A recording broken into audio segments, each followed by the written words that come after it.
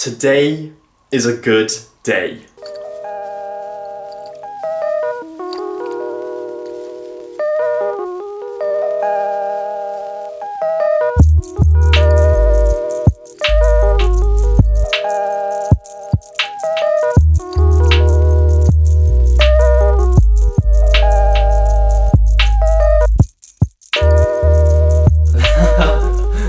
I'm actually shaking. Can you see that? I am actually shaking. This is incredible.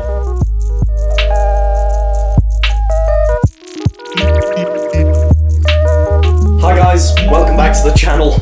And today, as I clamber over this box, today the studio is not looking its best. There are boxes everywhere, but for a very, very good reason. Because today I finally see the dystopian deck in person, in real life, the final product. And this is a day that I have waited for a very long time. I know a lot of other people have waited. But, delays aside, we have finally made it. And it is honestly just surreal. Just looking at this, I can't take it all in at once. Today I wanted to show you the deck, obviously, but I also want to teach you a trick that uses the dystopian deck. Put the camera on the tripod. Okay, so this is the deck. First of all, I just want to show you a couple of the changes. I have done a full review video of the prototypes when I had those, and these are different, these are better.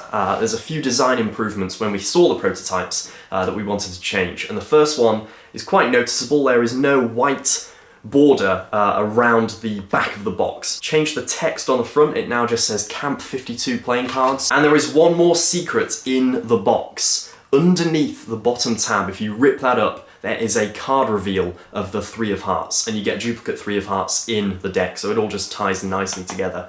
So that is a secret there, which I won't show. I will leave that as a surprise for the people who get the deck.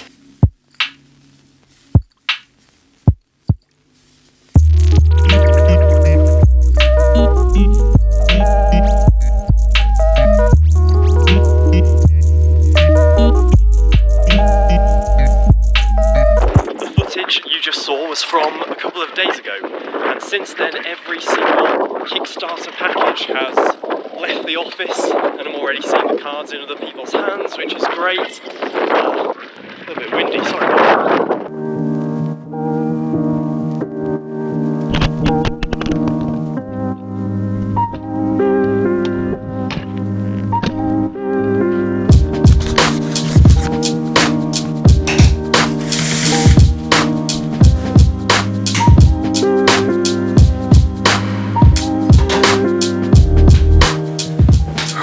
That's a bit better. So, like I said, lots of you guys are already getting your dystopian decks, which is absolutely fantastic. Keep sending those images in, by the way, and tag me on Instagram at CavGuyB if you get one of the decks. And if you missed the Kickstarter, then don't worry, the cards are still available at cvn.cards. You can pick yourself up a pack. They are £15 per pack, and there are more cards coming later this year, so stay tuned for those. But today, in this video, right now, I want to teach you a go-to card trick. Something that can be done with any deck, a shuffled pack, no duplicates, no force, something that's really practical and yeah, go-to, something you can do at any moment. As a card magician, it's tricks like that that give us a really good reputation. So I want to teach you a triumph trick. And if you don't know what a triumph trick is, it sounds like something really big and grand, a triumph. In actual fact, I don't really know why it's called that, because all it means is a trick where some cards are face up and face down, the deck is mixed into a crazy way, and then at the end of the trick, every card sorts itself out. And in this trick, every card will sort itself out, except for one, and that will be the chosen card. So it's quite a nice little effect, and it completely resets. I don't know why that's called a triumph. If someone knows that, let me know in the comments. But yeah, let's start with a performance of this triumph effect. The trick starts with a card being selected. In this case, we'll go for the 6 of clubs. You can even have a card named, it really doesn't matter. And we lose the card into the middle of the pack. The spectator can even push that all the way in. But once the card is somewhere in the middle, we then complete a shuffle where we turn one half, upside down and mix them into each other. And they can even see face-up cards going into face-down cards. It almost feels wrong doing this, like we're ruining it in some way. And I can show you that some cards are obviously face-up, some are face-down. The deck is a complete and utter mess. We get the spectator to hold onto the pack, and you can see that when the spectator takes their hands away and spreads out, all of the cards are the right way round except for one, and that is of course the 6 of clubs. So that is a performance of this trick. As I say, it's a really good go-to trick. I do this trick quite a lot. I think it's something that I have relied on in the past when spectators have shuffled a pack and said, "Go on, magic boy, show us a trick," you know, that sort of situation. You know, sometimes you can be a little bit rattled, a little bit stuck, so it's always good to have something in the back of your head that you can do like this. And this is a really good trick because it sort of plays up to that. You can even present it as, you know, oh, spectators sometimes try and mess me up by doing this, you know, mixing the cards face up and face down. You can add really good presentational layers and even a story onto it. I'm not always a fan of adding a story to tricks, but maybe this one is one of those where you want to do that. So let's get into how to do the triumph effect. I still don't know why it's called a triumph. Why is it called that? Mike, why is it called a triumph?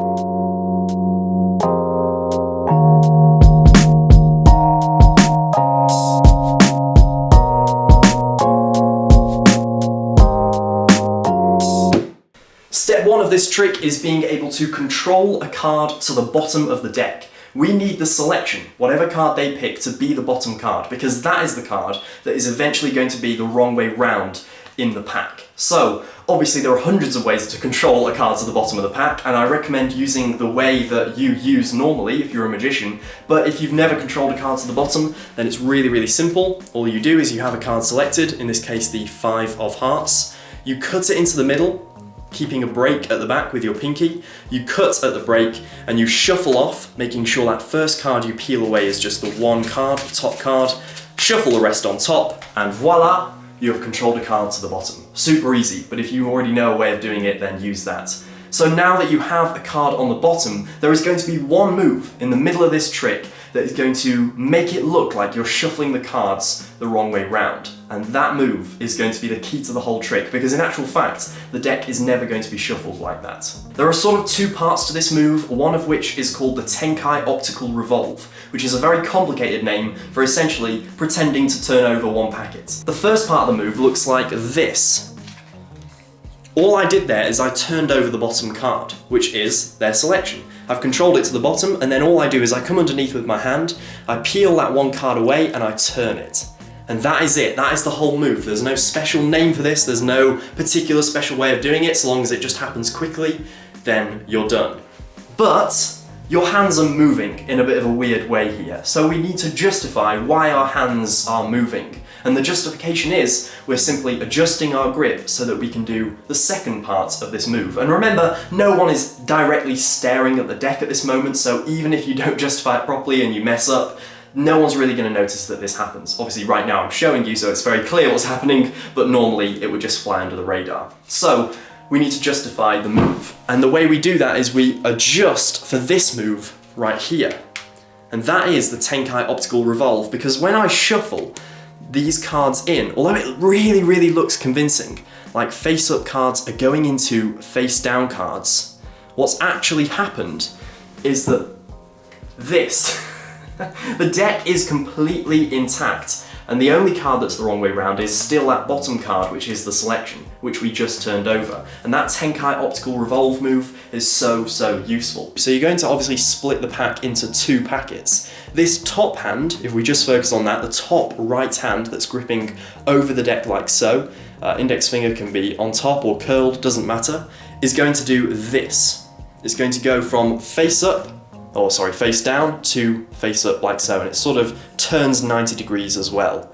And then the bottom hand, which is underneath, which is the left hand holding the deck like so, is going to do this. It's simply going to turn over. Now when you isolate both of them, obviously it's clear we're turning both packets over. And when we turn both packets over, we're essentially just turning the whole deck over. When you combine those movements, you can't help but see one packet being turned over, especially with that convincer card, especially with the 5 of hearts the wrong way round. It just looks like I've turned over one packet and now I'm shuffling them in.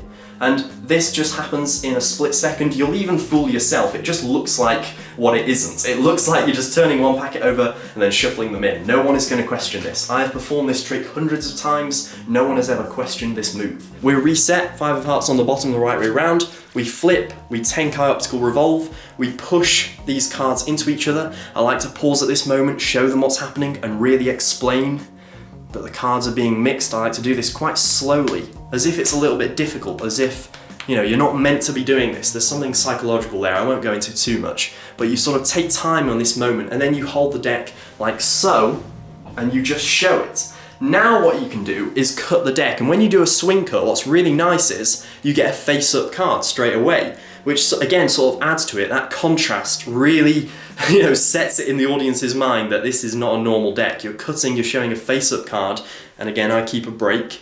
Now I can lift above that break, show another face-up card.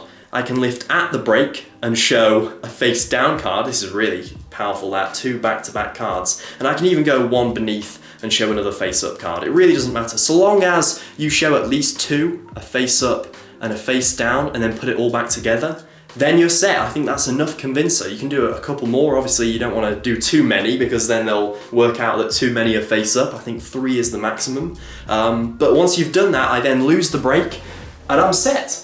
I mean, the whole trick is done at this point. There is nothing else for me to do. There's one face-down card in this face-up deck and it's their card. So the rest is just presentation, which is so good because it can be hands-off. You give the deck to your spectator, they sandwich the cards like so. You can even go into some mentalism here. Something I like to do is there's a psychological way of making the deck seem like it's getting heavier. I talk about that over on Patreon, so I won't explain that here. But once you've done whatever presentation thing it is, they lift their hand away, you spread the cards out.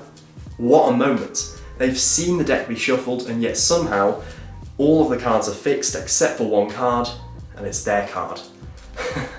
I mean, that is a powerful moment. And if it's a signed card, then they have a souvenir. If not, then it doesn't matter.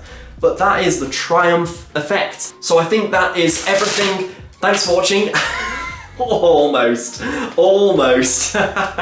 don't know why I tried to do that. Thanks for watching. I hope you enjoyed this video. Make sure to click the thumbs up button down below if you enjoyed it, and subscribe to the channel if you are new, and you can check out some of my other videos that are linked in a minute. You can also check out my Patreon, which is my membership for magicians, where I teach a bunch of magic. There are more than 70 tutorials, videos, vlogs, lectures, magic books. All of that stuff is on Patreon from just $5 a month. Feel free to check that out, and I will see you, I'm gonna try it again, I will see you, ooh, pretty good, I will see you in the next video. I think you're gonna have to be careful. We're gonna have to go there.